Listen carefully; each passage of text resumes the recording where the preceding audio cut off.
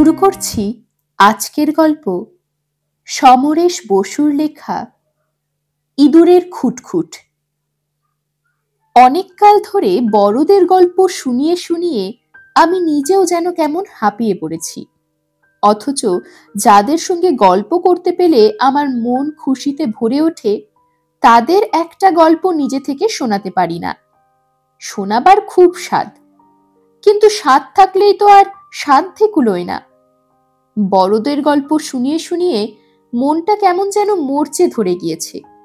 মনের সেই তাজা টাটকা ভাবটা যেন হারিয়েই ফেলেছি, যা না থাকলে তোমাদের আসরে এসে বসবার কোনো মানেই হয় না। এসব কথা বলতে হলো কারণ আজ ঠিক করেছি তোমাদের আমি একটি গল্প শোনাবো। সম্প্রতি আমি এক বিশিষ্ট বিজ্ঞানীর লেখা পড়ছিলাম। তিনি একটা অদ্ভুত কথা শুনিয়েছেন। তিনি মানুষের মন নিয়ে অনেক গবেষণা করে আবিষ্কার করেছেন মাত্র 6 বছর বয়সের মধ্যে শিশুদের মনে যেসব ভাবনা, চিন্তা, কল্পনা এবং জ্ঞান বুদ্ধির প্রসার ঘটে, পরবর্তীকালে অর্থাৎ ভবিষ্যতে মানুষ যত বুড়ো হয় সেই 6 বছরের ভাবনা, চিন্তা, কল্পনা, জ্ঞান বুদ্ধি নানা রূপে নানাভাবে বিকাশ লাভ করে। তার মানে হলো সেই বিজ্ঞানী একথাই বলতে চেয়েছেন 6 বছর বয়স পর্যন্তই মানুষের যা কিছু অনুভূতির পূর্ণতা ঘটে, পরে তা নানা রূপে বিকাশ লাভ করে। তা তিনি বিজ্ঞানী হন, কবি বা সাহিত্যিক হন, রাজনৈতিক নেতা বা ডাক্তার হন। আমি অবশ্যই তোমাদের সেই বিজ্ঞানীর কথা শোনাতে বসিনি। তার গবেষণায় যথেষ্ট যুক্তি আছে বটে, অনেক তর্কও আছে। সেসব নিয়ে আমাদের আপাতত মাথা ঘামিয়ে লাভ নেই। আমি যার বিষয় নিয়ে তোমাদের একটি আশ্চর্য অথচ ভয়ঙ্কর গল্প শোনাতে যাচ্ছি তার বয়স মাত্র 6। নাম গোগোল। গোগোল নামটা ওর বাবা রেখেছিলেন। রাশিয়ার এক বিখ্যাত সাহিত্যিকের নাম ছিল গোগোল, আর আমাদের গোগোলের বাবা সেই রাশিয়ার সাহিত্যিক গোগোলের ভারী ভক্ত। সেই জন্যেই ছেলের নাম রেখেছেন গোগোল। গোগোলের কথা শুনলেই তোমাদের মনে হবে সে জানে না, এমন বিষয় নেই। আসলে সে হয়তো অনেক কিছুই এখনো জানে না, জানা সম্ভবও না। কিন্তু তার ভাব, ভঙ্গি, স্পষ্ট উচ্চারণের কথাবার্তা শুনলে একটু যেন থমকেই যেতে হয়। এই যেমন ধরো, গোগোলের বাবাকে কোনো ভদ্রলোক ডাকতে এলেন। বাড়ির চাকর এগিয়ে যাবার আগেই গোগোল তার ঝকঝকে কালো চোখে ভদ্রলোকের আপাদমস্তক একবার দেখবে। কপালের উপর ঝাঁপিয়ে পড়া চুলের নিচেই ওর সরু টানা ভুরু কুঁচকে উঠবে। জিজ্ঞেস করবে, জানতে পারি আপনি কাকে চান? স্বভাবতই অচেনা ভদ্রলোক হলে একটু হকচকিয়ে যাবেন। অবাক চোখে গোগোলের ফর্সা মুখ আর টুকটুকে লাল ঠোঁটের দিকে, ওর রংচঙে জামা আর প্যান্টের দিকে দেখবেন এবং গোগোলের বাবার নামটা বলবেন। তখন গোগোল গম্ভীর মুখে জিজ্ঞেস করবে, আপনার নামটা জানতে পারি? ওর জিজ্ঞেস করবার ভঙ্গিটাই এমন যে ভদ্রলোককে তার নামটি বলতেই হবে। সঙ্গে সঙ্গে গোগোলের পরের জিজ্ঞাসা, কোথা থেকে আসছেন, কি দরকার? ভদ্রলোকের তখন মনে হতে পারে গোগোল একটি ডেপো ছেড়ে। তখন ওর পাশে দাঁড়িয়ে হয়তো বাড়ির ভৃত্য সেসব কথা শুনছে আর মিটিমিটি হাসছে। সেও একই কথা বলবে, অন্যরকম ভাবে জিজ্ঞেস করবে, বাবু আপনি কোথা থেকে আসছেন? বাবুকে কি বলবো? গোগোল তখন ভৃত্যকে ধমক দিয়ে বলবে, আহ, তোমাকে কে কথা বলতে বলেছে? দেখছো আমি কথা বলছি। বলে সেই ভদ্রলোককেই গোগোল বলবে, দেখছেন তো কিরকম দুষ্টু ছেলে, কিছু মনে করবেন না, আপনি আসুন, বাইরের ঘরে বসুন, আমি বাবাকে ডেকে দিচ্ছি। ভদ্রলোককে বাইরের ঘরে বসিয়ে সে কিন্তু বাবাকে ডাকতে যাবে না, জানে বাবার কাছে খবর চলে গিয়েছে। বরং ও নিজে বাইরের ঘরের চেয়ারে লাফ দিয়ে উঠে বসবে। জিজ্ঞেস করবে, আপনি সিগারেট খাচ্ছেন না কেন? ভদ্রলোক অবাক হয়ে বলবেন, আমি তো সিগারেট খাই না। গোগল বলবে, আমার বাবা খায়, বাবাকে ডাক্তারবাবু সিগারেট কম খেতে বলেছেন, আমিও খুব কম খাই। ভদ্রলোক চমকে উঠে জিজ্ঞেস করবেন, তুমি সিগারেট খাও নাকি? গোগল গম্ভীর মুখে বলবে, হ্যাঁ, যখন আমি কাজ করি, পড়ার সময় না। আর আমার সিগারেটগুলো আমি নিজেই বানিয়ে নিই, মায়ের চিঠি লেখার কাগজ দিয়ে বানাই। আচ্ছা, ও কথা থাক, আপনি কি সেই বাঘের গল্পটা জানেন, যে ছাগলছানার গা চেটে দিয়েছিল? ভদ্রলোক বলবেন, না তো। গোগল চোখ বড় বড় করে বলবে, সে কি, আপনি জিম করবেটের নাম শোনেননি? তিনিই তো লিখেছেন। আচ্ছা, আপনাকে আমি গল্পটা বলছি। একদিন বিকেলবেলা জিম করবেট একটা গাছে মাচা, মাচা মানে জানেন তো? মাচা হলো গাছের ডালে বসবার জায়গা, যেখান থেকে বাঘকে গুলি করে মারা হয়। তা একদিন বিকেলে জিম করবেট একটা গাছের উপরে মাচায় বসে আছেন। তখন কিন্তু আকাশটা লাল ছিল। উনি দেখছেন কাছেই যে গ্রাম আছে না, সেই গ্রামের একটা ছাগলছানা বাড়ির পথ ভুলে জঙ্গলের কাছে এসে পড়েছে। উনি ভাবলেন ছাগলছানাটা বাঘের পেটে যাবে। ঠিক সেই সময় দেখা গেল প্রকাণ্ড বড় একটা বাঘ একটা উঁচু ঢিবিতে এসে দাঁড়ালো। সেই বাঘটা অনেকগুলো মানুষ খেয়ে ফেলেছে। ওকে মারবার জন্যই উনি মাচায় বন্দুক নিয়ে বসেছিলেন। উনি বন্দুক তোলবার আগেই দেখলেন ছাগলছানাটা হ্যাঁ ম্যাঁ করতে করতে একেবারে বাঘটার মুখের কাছে গিয়ে দাঁড়ালো। কেন বলুন তো? ভদ্রলোক হয়তো সত্যি জানেন না, তাই বললেন, জানি না তো। গোগল হাত নেড়ে নিজেই খুব অবাক হয়ে বলবে, ছাগলছানাটা তো কোনোদিন বাঘ দেখেনি, ও তো শিশু, তাই বাঘ যে কি ভীষণ জানোয়ার ও তার কিছুই জানে না। ভেবেছিল ওটাই বুঝি ওর মা, তাই বাঘের মুখের কাছ থেকে একেবারে তার পেটের নিচে চলে গেল। জিম করবেট তখন ভাবলেন বাঘটা এবার ছাগলছানাটাকে এক গড়াসে খেয়ে ফেলবে। কিন্তু বাঘটা কি করলো বলুন তো? ভদ্রলোক বলবেন, জানি না তো। গোগল বলবে, বাঘটা ওকে খেলো না, একটু যেন বিরক্ত হলো। একবার ছাগলছানাটাকে শুকে আস্তে আস্তে ঠ্যাং তুলে ছাগলছানাটাকে সরিয়ে দিল। তারপরে ঢিবির নিচে জঙ্গলের মধ্যে ঢুকে পড়ল। ব্যাপার দেখে জিম করবেট বাঘটাকে মারবার কথাই ভুলে গেলেন। তার মনে হলো জীবনে এমন ঘটনা মানুষ আর কখনো হয়তো দেখবে না, এটা নিশ্চয়ই ভগবানের কোনো লীলা। কিন্তু বাঘটা কেন ছাগলছানাটাকে খেলো না বলুন তো? ভদ্রলোক বলবেন, জানি না তো। গোগল ঘাড় বাঁকিয়ে চোখ ঘুরিয়ে বলবে, আসলে বাঘেরা খিদে না পেলে কাউকে মারে না। আমাদের যেমন দুষ্টু খিদে আছে না, খিদে না পেলেও খাবার জন্য বায়না করি, ওরা সেরকম না। ভদ্রলোক তখন জিজ্ঞেস করবেন, তোমার বুঝি দুষ্টু খিদে পায়? গোগলের চোখে হাসি ঝিলিক দিয়ে উঠবে, বলবে, একটু একটু। আচ্ছা, আপনি কি সেই বাহাদুরের কথা জানেন?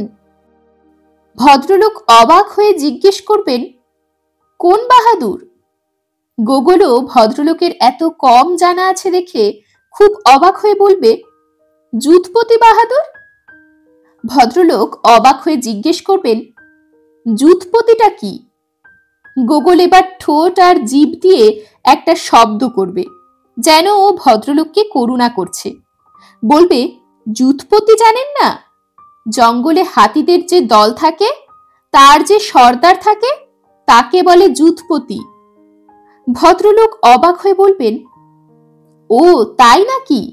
তা সেসব বই কি তুমি পড়েছো নাকি?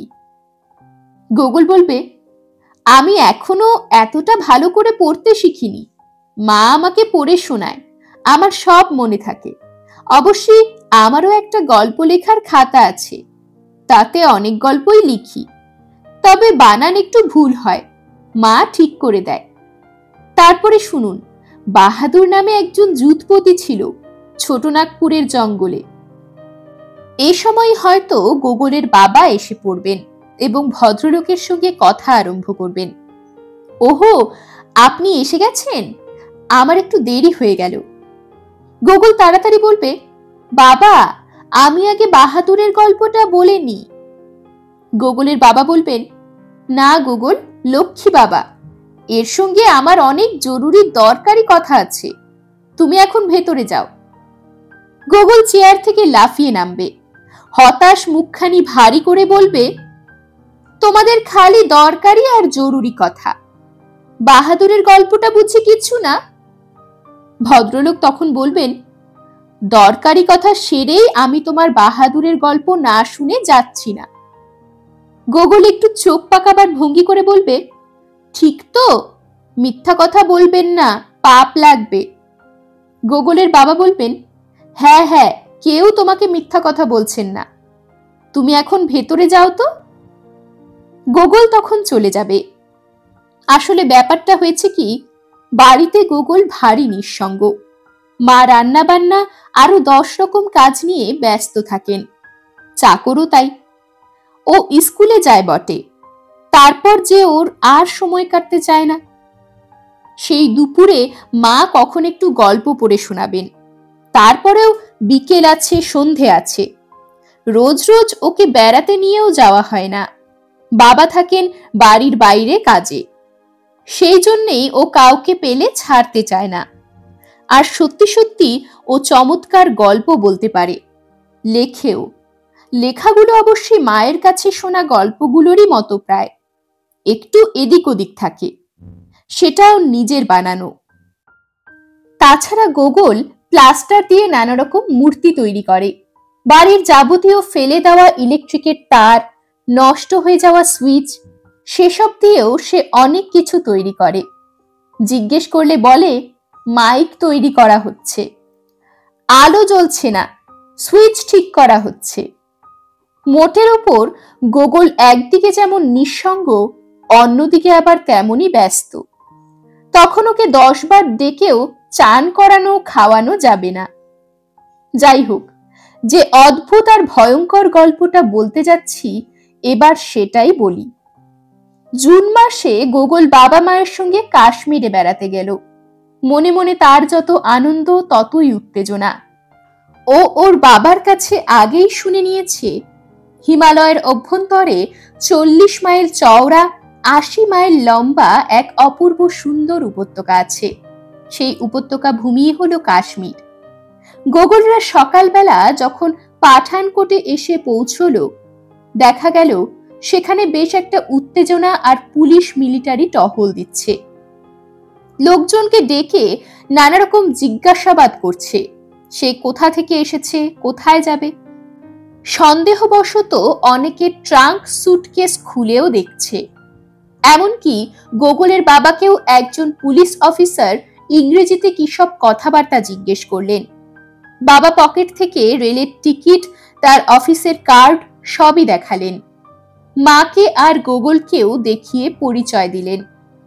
পাঠানকোট স্টেশনের ক্যাটারিং এর খাবার ঘরে সকালের খাবার খেতে খেতে গোকুল বাবার মুখে সব ঘটনাটা শুনল। গতকাল পাঞ্জাবের চণ্ডীগড়ে একটা সাংঘাতিক ব্যাংক ডাকাতি হয়ে গিয়েছে। ডাকাতেরা 3 জন লোককে গুলি করে মেরে ফেলেছে। এক ধরনের লোহার কেস আছে, যার মধ্যে কোটি কোটি টাকা থাকে। এই কেসগুলো যে সে খুলতে পারে না। প্রত্যেকটা কেসের আলাদা আলাদা ধরনের চাবি আছে। তার চাবিগুলো বাঁ দিকে বা ডান দিকে কতবার কিভাবে পাক দিতে হবে তা জানা আছে শুধু একজনের। তিনি হলেন ব্যাংকের ম্যানেজার। চাবিও তার কাছেই থাকে। যেখানে নোট ছাপানো হয় তাকে বলে মিন্ট। মিন্ট থেকে রিজার্ভ ব্যাংকে টাকা যায়। রিজার্ভ ব্যাংক থেকে সেই রকম কয়েকটি কেস ভর্তি টাকা নিয়ে যখন একটা গাড়ি চণ্ডীগড় স্টেট ব্যাংকের দিকে যাচ্ছিল, তখনই একটা নির্জন জায়গায় ডাকাতরা সেই গাড়ির উপর ঝাঁপিয়ে পড়ে। গাড়িতে ড্রাইভার নিয়ে সব শুদ্ধ 4 জন লোক ছিল। 3 জনের কাছে বন্দুক ছিল, কিন্তু ডাকাতরা এমনই দুর্ধর্ষ, তারা 3 জনকেই মেরে ফেলেছে। একজন এখন হাসপাতালে আছে, বাঁচবে কিনা সন্দেহ। তার মানে ডাকাতরা প্রায় 15-20 কোটি টাকার কেস নিয়ে পালিয়েছে।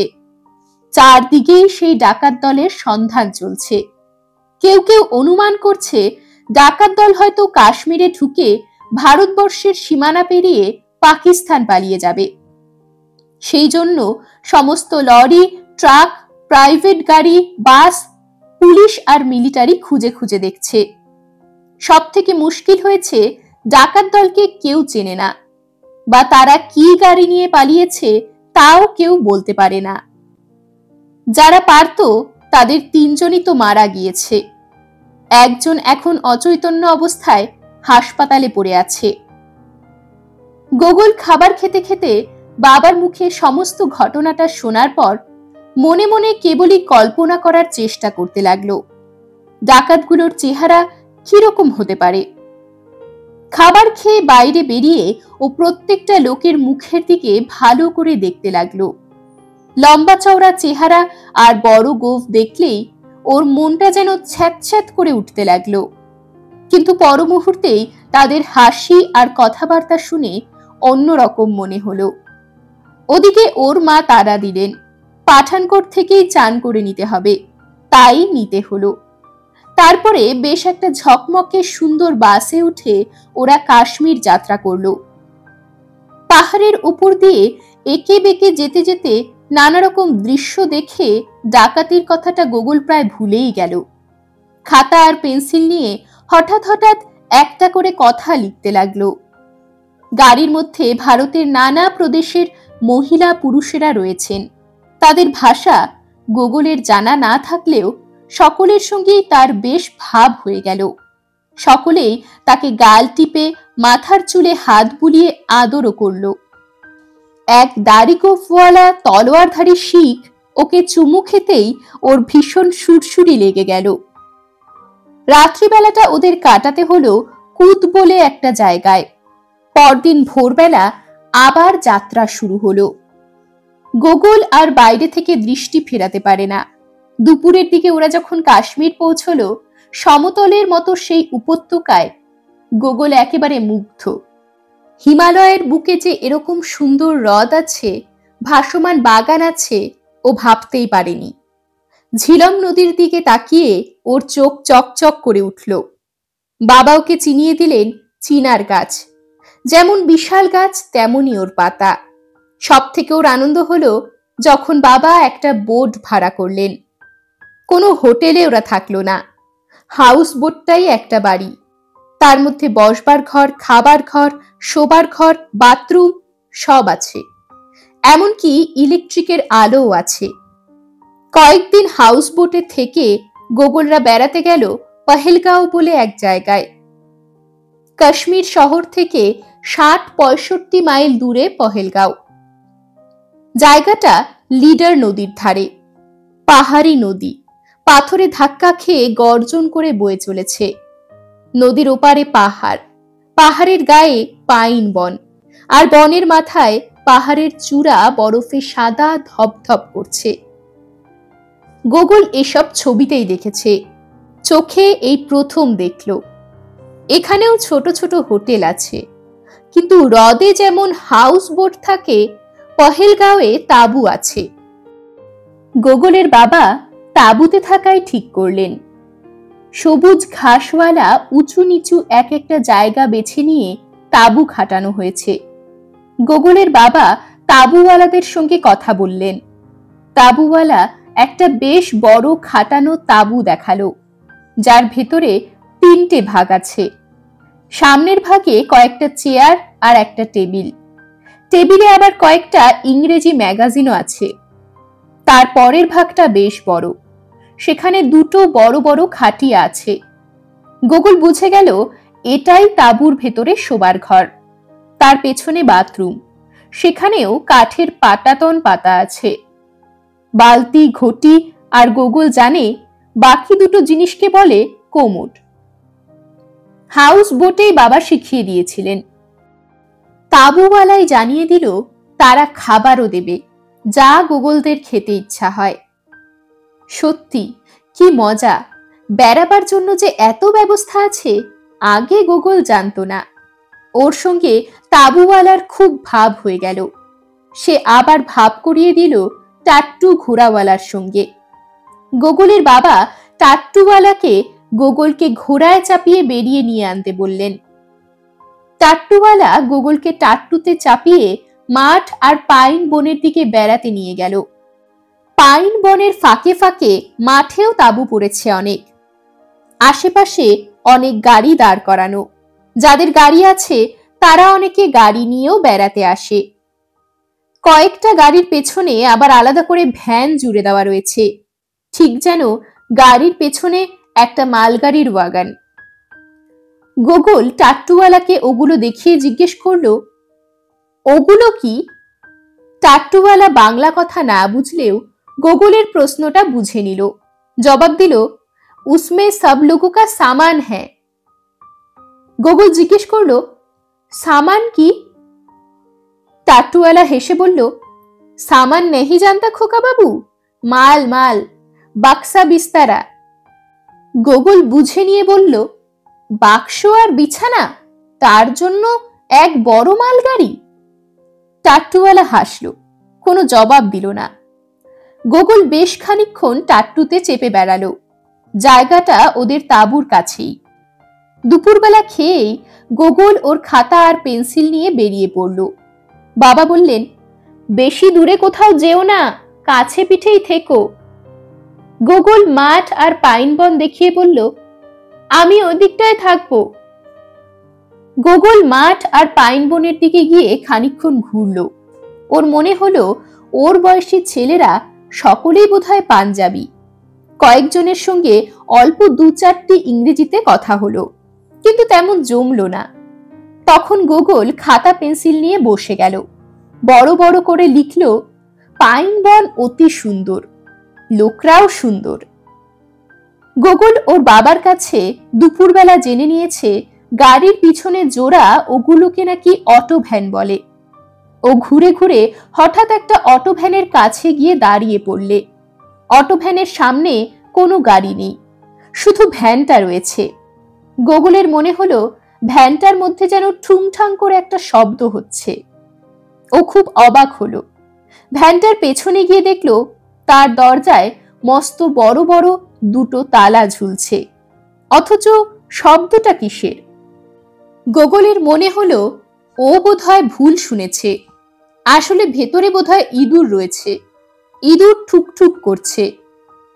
ও সেখান থেকে আবার অন্যদিকে সরে গেল। যেদিকে লোকজন আছে সেদিকে বেড়াতে বেড়াতে বাবা মাকে পেয়ে গেল। তাদের সঙ্গে লিডার নদীর ধারে গেল, কিন্তু বেশিক্ষণ থাকা গেল না। আকাশে মেঘ করে এলো, বিদ্যুৎ চমকাতে লাগলো। গোগল বলল, বাবা, আমাদের তাঁবু ভিজে গেলে থাকবো কেমন করে? বাবা হেসে বললেন, দুর্বোকা, তাঁবুর ভেতরে আবার জল পড়ে নাকি? ওয়াটার প্রুফ দেখোনি? যেমন কিনা রেনকোট বা ছাতা, তার নিচে কি জল পড়ে? তাঁবুর কাপড়ও সেই রকম, ভেতরে জল পড়ে না। গোগল খুব গম্ভীরভাবে মাথা ঝাঁকালো। সত্যি ব্যাপারটাও ভাবেনি।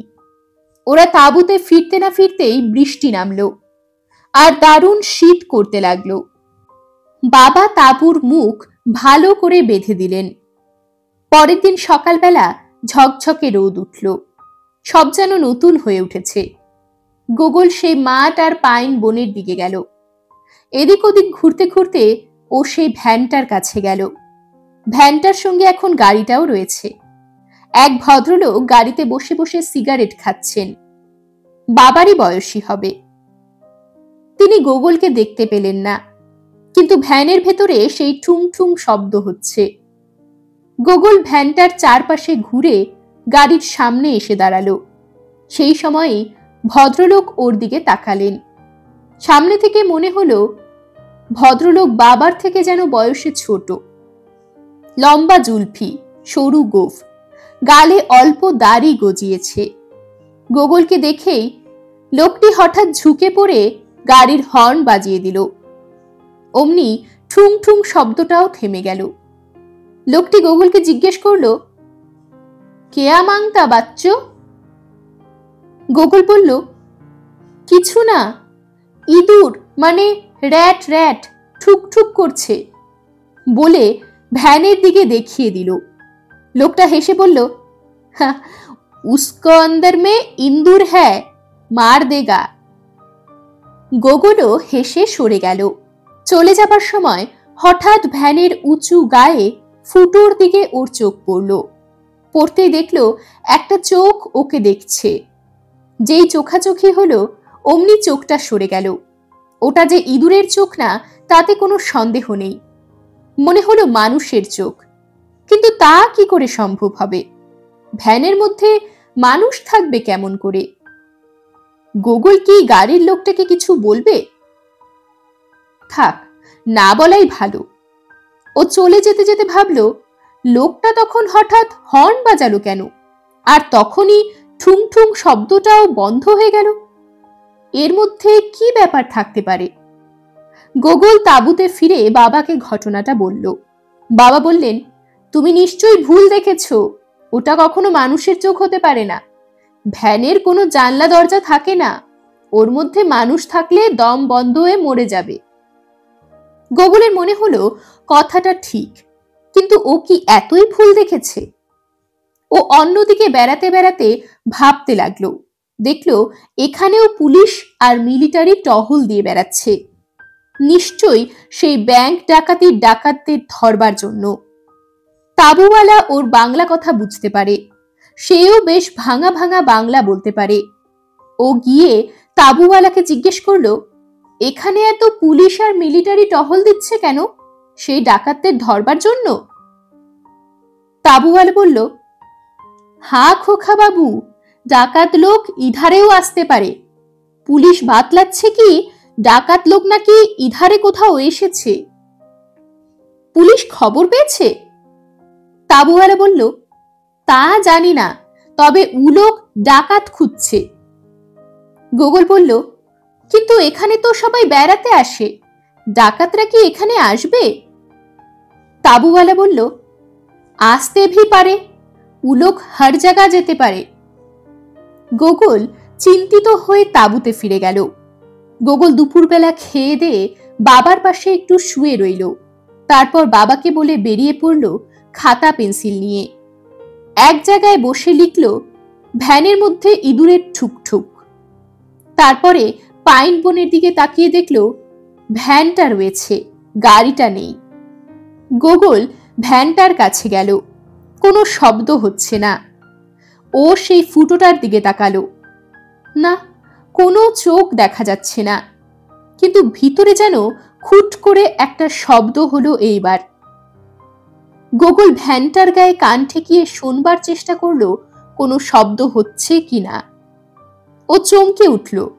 খুব অস্পষ্ট হলেও গোগল মানুষের কথা বলার শব্দ পেল। কি বলছে বোঝা যাচ্ছে না, কিন্তু ঠিক মানুষের গলা। গোগল সরে এসে পেছনে গিয়ে দেখল তালা দুটো ঠিকই ঝুলছে। ও তাঁবুতে ফিরে গিয়ে বাবাকে ঘটনাটা বলল। বাবা বললেন, তুমি তো অনেক কিছুই শুনতে পাও, কি শুনতে কি শুনেছ তার ঠিক নেই। ও ভ্যানটা তোমাকে পেয়ে বসেছে। বাবা তেমন আমল দিলেন না। গোগল তখন তাঁবুওয়ালার কাছে গেল, তাকে সব কথা বলল। তাঁবুওয়ালার চোখে মুখে একটু চিন্তা দেখা দিল। সে গোগলকে নিয়ে পাকা রাস্তার ধারে একটা ঘরে নিয়ে গেল। সেখানে বন্দুক পিস্তল নিয়ে অনেক পুলিশের লোকেরা ছিল। তাঁবুওয়ালা তাদের হিন্দিতে গোগলের বলা ঘটনাটা বলল। সঙ্গে সঙ্গে কয়েকজন উঠে দাঁড়ালেন। একজন লম্বা চওড়া অফিসার, কোমরে পিস্তল গোজা, গোগলের হাত ধরে বললেন, চলো বাচ্চো, মুঝে ও ওয়াগন দেখা দো। তাঁবুওয়ালা বলল, খোকা বাবু, ভ্যানটা ই সব লোককে দেখিয়ে দাও। গোগল বলল, চলুন। গোগলের সঙ্গে সেই অফিসার এবং আরো কয়েকজন বন্দুক নিয়ে চললেন। কাছে গিয়ে দেখা গেল ভ্যানের গাড়িটা তখন ফিরে এসেছে, আর সেই লোকটি গাড়িতে বসে আছে। অফিসার এগিয়ে গিয়ে সেই লোকটিকে কি বললেন, লোকটিও কি সব বলল। তারপর একটা চাবির গোছা নিয়ে লোকটি গাড়ি থেকে নেমে এলো। নেমে এসে ভ্যানের পেছন দিকে না গিয়ে লোকটা হঠাৎ অন্যদিকে দৌড়তে লাগলো। অফিসার তৎক্ষণাৎ কোমর থেকে পিস্তল বের করে লোকটার দিকে ছুড়লেন, কিন্তু লোকটা যেন সাপের মতো এঁকে বেঁকে পাইন বনের মধ্যে অদৃশ্য হয়ে গেল। ব্যাপার দেখে ভিড় জমতে লাগলো। অফিসার হুকুম দিলেন, ভ্যান কো তালা মে গুলি চালাও। দুজন বন্দুকধারী গুলি করে তালা ভেঙে ফেলল। সঙ্গে সঙ্গে ভ্যানের ভেতর থেকেও গুলি ছুটে এলো। তাঁবুওয়ালা গোগলকে কোলে তুলে নিয়ে সরে গেল। একজন পুলিশের লোক গুলি খেয়ে পড়ে গেল। তখন বন্দুকধারী মিলিটারিও এসে গিয়েছে। ভ্যানের চারপাশ ঘিরে গুলি ছোড়া শুরু হলো, যেন একটা যুদ্ধ চলছে। ভ্যানের ভেতর থেকে খানিকক্ষণ গুলি ছুটে এলো, তারপর বন্ধ হয়ে গেল। ভিতরে যেন কেউ আর্তনাদ করছে। সেই পুলিশ অফিসার চেঁচিয়ে বললেন, জিন্দা রহনে মাংতা তো জলদি নিকালো। একটু পরে ভ্যান থেকে একটি লোক দু হাত তুলে বেরিয়ে এলো। সঙ্গে সঙ্গে তাকে একজন ধরে ফেলল। আরেকজনকে নামানো হলো, তার ঘাড়ের কাছে রক্ত। তারপর কয়েকজন ভ্যানের ভিতরে ঢুকলো। ভিতর থেকে বের করে নিয়ে এলো ব্যাংকের সেই ভাঙা লোহার কেস আর বান্ডিল বান্ডিল টাকার নোট। তাঁবুওয়ালার চোখ ছানা বড়া। সে গোগলকে বলল, খোকা বাবু, তুমি বহুত বাড়িয়া লড়কা আছো। তোমার জন্যই ডাকাত লোক ধরা পড়েছে। তামাম রুপেয়া ভি মিলে গেছে। সেই লম্বা চওড়া ফর্সা পুলিশ অফিসার এসে তাঁবুওয়ালার কোল থেকে গোগলকে নিজের কোলে তুলে নিলেন। আদর করে চুমু খেয়ে অনেক কথা বলতে লাগলেন। গোগল তা বুঝতে পারল না। শত শত লোক, পুলিশ, মিলিটারি, পুরুষ, মহিলা সবাই তখন গোগলকে দেখছে আর হাসছে। কেউ কেউ হাততালিও দিচ্ছে। এ সময়ই গোগলের বাবা মা ছুটে এলেন। বাবা ইংরেজিতে অফিসারকে ভয়ে ভয়ে কি যেন জিজ্ঞেস করলেন আর বললেন। অফিসার অমনি বাবাকেও এক হাতে জড়িয়ে ধরে ইংরেজিতে কি যেন বললেন। গোগল দেখল বাবা মা হাসছেন, কিন্তু তাদের চোখে যেন জলও এসে পড়েছে। মা হাত বাড়াতেই গোগল মায়ের কোলে ঝাঁপিয়ে পড়ল। মা ওকে চুমু খেয়ে বলল, আমার সোনা মানিক। গোগল বলল, কাঁদছো কেন মা? মা বললেন, আনন্দে, তুমি যে আমাদের মুখ উজ্জ্বল করেছো। গোগল লজ্জা পেয়ে মায়ের কাঁধে মুখ লুকোলো। এবার এখানেই ইতি। পরে আবার তোমাদের গোগলের নতুন গল্প শোনাবো। এরকমই আরো সব গল্প পেতে চ্যানেলটিকে সাবস্ক্রাইব করে দেবেন। আর গল্পটি যদি ভালো লেগে থাকে তাহলে লাইক, শেয়ার আর কমেন্ট করে দেবেন।